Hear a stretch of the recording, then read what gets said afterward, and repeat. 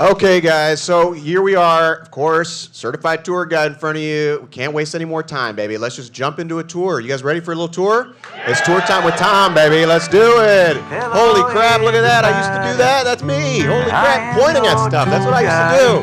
Holy crap, you guys suffered congestion pricing to come see this, and yeah, it's almost March. Okay, cool. And dabbing rat.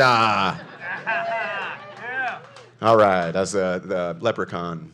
Okay, today, guys, I thought we'd talk a little bit specifics here. You know, I don't want to bite off more than I can chew, but this is an important topic to me. I think this is, in my opinion, the coolest, most storied, and arguably most important structure in New York City, and that is the Brooklyn Bridge, baby. Yeah. Yeah, sorry if you guys wanted to hear a lecture about Inwood or something. Not today. Inwood is pretty cool, but we're going to talk about the bridge because this is important. You guys are going to be walking by. You need this stuff because you're going to be walking around this thing and you need to impress your friends with stuff that you got to pretend you knew the whole time. That's what I'm here for. So this is the Brooklyn Bridge, obvi, as the kids say. But you know, you may know that it wasn't just built for people to take selfies, huh? Like that one, or that one, or this one. Yeah, this is 2023. This guy's name is David Kernbach. He traveled here from Tennessee, and he jumped up to this illegal spot to take a selfie of himself. Then he left after his vacation, and they arrested him in Tennessee and extradited him for... He got extradited for a selfie. This is him getting transported right here. That's that right here. Yeah. But that actually happened. Isn't that insane? Okay, so let's tell the little story here. We're going to talk about the Brooklyn Bridge, man. This is a very important thing. So the Brooklyn Bridge, statistically, let's just jump through. It's more than its statistics, but this is 1,500 feet, 500 meters span, making it at the time, in 1883 when it was finished, the longest suspension bridge in the world. Now, it is not even close to the longest in New York City. In fact, Verrazano is 3 times the length of that span. Not that big a deal. These things, both these towers, about 276 feet tall. That's really not a ton. 276 feet tall at that time was the tallest structure in the city. Big deal. And what I think is very cool about it, though, is the architectural style. Neo-Gothic. Huh? Not too many suspension bridges are Neo-Gothic because there weren't any suspension bridges of this size being built when Neo-Gothic was still cool. Oh, isn't that crazy?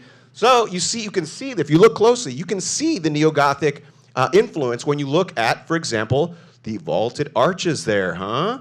Or on the Manhattan side, there is a Hot Topic. I don't know if it's Neo-Gothic. Okay.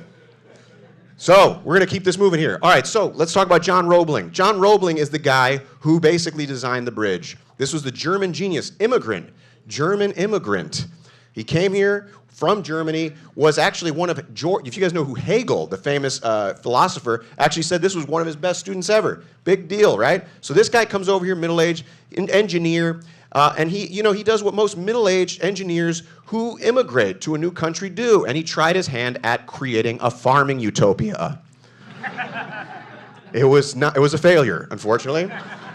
But he went back and did what he did best, and that is steel cable. Steel cable was actually his specialty, steel cable. And I ain't talking about, figuring out a way for the channels to unscramble. All right, you freaks? Not that kind of steel and cable. Those of you guys who were alive in the 90s, remember how many hours you spent in front of the TV waiting for something to come up? All right, that's creepy. All right, this is the steel cable I'm talking about right here. So steel cable is what he actually kind of helped pioneer. He actually had a whole plant out in Trenton. This is what made him possible to create basically these bridges. And in fact, before the Brooklyn Bridge, he actually designed a bridge called the Roebling Bridge in Cincinnati, Ohio, in 1867. And this was actually the longest suspension bridge in the world before the Brooklyn Bridge. In Cincinnati, Ohio, in 1867. 1867, also the last year that Cincinnati, Ohio mattered to anyone. Sorry. Just a comedy show. All right. Now, before the bridge, was finished, 1883, all the way through the 1800s, even before, you had ferries. That's how you got across. Think about that. Brooklyn, we consider it just part of New York. That wasn't always the case. First of all, it was its own city. We're going to talk about that a little later. But the way you got across was ferries. Before the Fulton Ferry, which I'll get to in a second, you had this. This is a horse-drawn ferry. Look at this. You had horses. Yeah, they would just walk back and forth. These poor horses are just walking on this, like, you know, this little treadmill, and the boat would go back and forth, and these horses would not kill themselves. Can you believe that? What a miracle animal that is, huh? But this is how you got across, and then you had Robert Fulton. So Robert Fulton creates the Fulton Ferry system, and this goes back 40 times a day for decades. This is how it did it. Robert Fulton, you know his name from all over New York. He's the guy who actually helped pioneer steam travel. This is called the Claremont. In 1807, he debuted one of the most successful versions of the steam-powered ship, and it revolutionized New York City. It revolutionized shipping, and it revolutionized the ferry service. So this is what happened here, right? Okay, let's keep moving. Oh, by the way, Fulton Ferry Landing, this is the Fulton Ferry Landing, called that because that is where the Fulton Ferry used to dock. Right, the Fulton Ferry Landing. You know it now by all the tourists waiting for their Shake Shack beepers to go off. But that is what it was actually built up around where the actual ferry would land. So let's keep it moving. All right, so the bridges. Now keep in mind, when the Brooklyn Bridge was built, bridges weren't a thing as they are today. People were afraid of them. Like 1 in 3 bridges would just fall. That's crazy. Like you would be like, I'm gonna take the bridge, honey. If I don't make it, I love you, you know? Thank you, Godspeed. That's what it was. The bridge was, it was insane. Like people were just scared of them and they would fall. This happened in 1873. Bridges that went over ravines and all that, they would fall all the time. So it was a very, very scary thing. And also keep in mind, bridges are very long. And even today, there are bridges that are over 100 miles long. One in China is over 100 miles long. But this is a suspension bridge. And we'll talk about that here in a second. You can see these bridges as the bridge is 100 miles long. Now you have suspension bridges too. This is the Golden Gate Bridge, right? We're going to talk about why these are important and why they're built the way they are here in a second. Now, here we go. This is how a suspension bridge works. Now the reason suspension bridges exist is they allow boats to pass underneath. Huh? Right? Isn't that cool? That's the whole point. Because if you can have bridges that are long as hell, but they have to have support all the way underneath. But to have this, you have to have a special design. Okay, so I'm going to explain to you how these work. Okay, we're here to have your mind blown. All right. Now, imagine you have like a purse. Okay, let's imagine you have a purse. Okay. Actually, you know what, fellas? Huh? Let's imagine you have a toolbox. Huh? Screw those purses, huh? Tools. That sounded like you called me a tool, which is accurate. Now, you put this tool on a table, right? The table's legs support the entire weight of that toolbox, right? If your arm lifts up just a little bit, you share the weight with those legs, requiring less weight bearing on the legs, right? Now, what happens here is these towers have these main cables draped over them. And from those cables are hanging suspender cables. Those suspender cables serve like your arm and just pull the roadway up just a little bit, requiring less support underneath. Pretty damn cool, huh? Pretty damn cool. I just explained to you engineering in like 3 seconds. All right. Now, this guy gets hired to build the bridge because they were freezing. The river was freezing over. They were having trouble. That was a no-no in New York. You need to have commerce move, right? So they hired this guy, John Roebling. I drew that, by the way. Thank you very much. Not a big deal. So he's hired. This is June 1869. Just a few weeks into building the bridge. He hasn't even laid one stone yet. He's out scouting a spot for the first stone of the Brooklyn Tower. Comes back home after a long day. He's standing there on the dock. And guess what happens? A boat hits his leg. Oh no! A boat hits his leg against the dock. He goes to the doctor and they have to amputate his toes.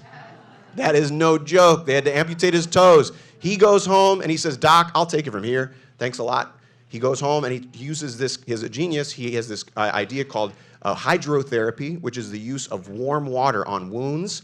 And it's not a thing, so he got gangrene and he died. You know, so go figure. A German scientist who doesn't trust science. So go figure. That's his, So this guy dies. the guy who was going to design the longest bridge, suspension bridge in the world history, dies. Who's going to take over? Well, he has a son. That's right, his son, baby. His old son, Washington Roebling. You know, some parents, they work on, you know, scrapbooking together or throw the old ball in the backyard. These guys, they grew up. He taught his son his trade. He taught his son how to build. Look at that, isn't that a beautiful, beautiful thing? These are parents. Man, I wish my dad did stuff like that with me, you know? So they did all kinds of stuff together. You know, and they even went into business together. They knew each other back and forth, for better or for worse, you know? So his poor son is still mourning his dad, and they tell him, hey, man, you got to take over. So he's got to say, all right, fine, let's do it. So Washington Roebling becomes the head of the whole construction. All right, so moving along. Oh, there's me. That was when I was a kid. I'm like, hey, can I join you guys? You know, I want to hang out with a family. Okay, here we go. So he takes over. This is how they were going to build the bridge. This is interesting. These things, look at this thing here, down here. This is what's called a caisson. Now this box was actually sank from the surface of the water down to the ground, and it was airtight, and they would just dig, and it would go down and down and down until bedrock. This was supposed to be the foundation of the tower, right? So they would have two of these. These are called caissons. This was a nightmare to work in this thing, okay? This was like 120 degrees, dark, damp, no one was talking. I mean, it was pretty much just like being on the 6 train platform. Really, really terrible. But people were just in there working all day and all night, you know, just trying to get this thing to go down, right? So this is what it would look like. You'd have everything, all this crap that you were digging would get shuttled up to the top and dumped out, right? So this is how it would go all the way down, right? Yeah, it's pretty gross. You can imagine what it's like. You're just being in the tip. Probably something like this. But anyways, this is what happened, the caissons, right? So caisson was how it was built. Now, this is interesting. One of the things they found out building these things is a thing that we call the bends today. Back then it was called decompression sickness. And guess what? They didn't discover it scuba diving. They discovered it building bridges. And they discovered it building things like the Brooklyn Bridge. These poor guys would be down there for so long, and they would come out. Now what happens is decompression sickness is basically when your body goes to certain depths and comes up too quickly, the nitrogen in your bloodstream doesn't have a chance to kind of acclimate correctly. And it's very painful. It can cause paranoia, nausea, death. I actually got this picture of what it looks like from the CDC. This is something like that. That they can do things like that. So it's not good. They discovered it doing the bridge building, right? So here we go. One person who actually got a bad case of it was Washington Roebling. There was a fire one day. He's going up and down for like 36 hours straight, has no idea what's going on, and he realizes that, oh crap, I can't move. He's paralyzed. He's in an insane amount of pain, and he's left to basically watch from his Brooklyn Heights home and just reminisce about the mistakes he made of going up and down for so long that led him to where he was there. Look at that. That's him. That was him. Look, there's very scant evidence of these things, okay? So anyways, who's going to build the frickin' bridge now? His wife. His wife, Emily Warren Roebling, has to take over because guess what? Everyone was kind of getting tired of these Roeblings. They're like, you guys kind of suck at this. We're going to get rid of you guys. What are you guys here for? But she's like, no, I'm going to take over. So she basically serves as his like liaison. This woman would go and basically tell a bunch of immigrant men at a time when women couldn't even vote what to do every single day. Look how nicely she's dressed. She had to go yell at people, like that's not an easy thing to do. So she takes over and she yells at all these people and gets everyone going. And guess what? It makes it. May 24th, 1883, the first day the Brooklyn Bridge is open, she becomes the first person to cross, carrying a rooster as a sign of a new day. Pretty cool, man. She carries a rooster, and to thank the Roeblings for their great deed, they thank them by putting this plaque that thanks John Roebling, and Washington Roebling, all right, and no mention of Emily Warren Roebling. That's right. Welcome to the 19th century, baby. But you know what? They rectified their mistakes, and in the 1950s, they did put up a plaque here thanking Emily Warren Roebling on the Brooklyn Tower. Although it is incredibly patronizing, and it says on the back of every great work, we can find the endless devotion and sacrifice of a woman. Good thing that great works can rely on that, huh? So, we still got a little bit ways to go, maybe in the 22nd century, huh? Who knows? So yeah, so you have all that. Now the interesting thing, before we move on, I just want to tell you, one of the reasons I even brought this up is because the Brooklyn Bridge is so important to the development of New York City. In 1883, when it was opened, there was about 580,000 inhabitants of Brooklyn. 15 years later, it had skyrocketed to almost 1 million. In 15 years, it was almost doubled in population. That is also what allowed Brooklyn to basically consolidate with the rest of New York in 1898. Brooklyn was the last holdout. Brooklyn was its own city. When it consolidated in 1898 with the other 4 boroughs, it was its own city. Queens, the Bronx, they were not their own cities. They had their own towns and everything, but Brooklyn was like, why should we do that? Think about today if New York consolidated with Houston, Texas. That would be a big problem. That would be big for a lot of reasons. But Houston probably wouldn't want to do it. You can imagine back then, Brooklyn also did not really want to do it, but they did. And one of the reasons they were able to was because of the bridge. This is a very important fact, 1898. Remember this. This has my seal of approval. This is an official seal here. But you got to remember this, 1898, baby. This is when the consolidation happened, and it was the bridge that really allowed it to happen. Now, the Brooklyn Bridge, baby. The Brooklyn Bridge, gorgeous, obviously, architecture and design. It is no longer the biggest suspension bridge, not even close. But like I said, the architecture harkens back to a time when it really was the most impressive building in the city. It harkens back to a time when just to think of building something so big was daring and audacious. And yet here it is today, still today, people running across it and even doing other things across it too, so.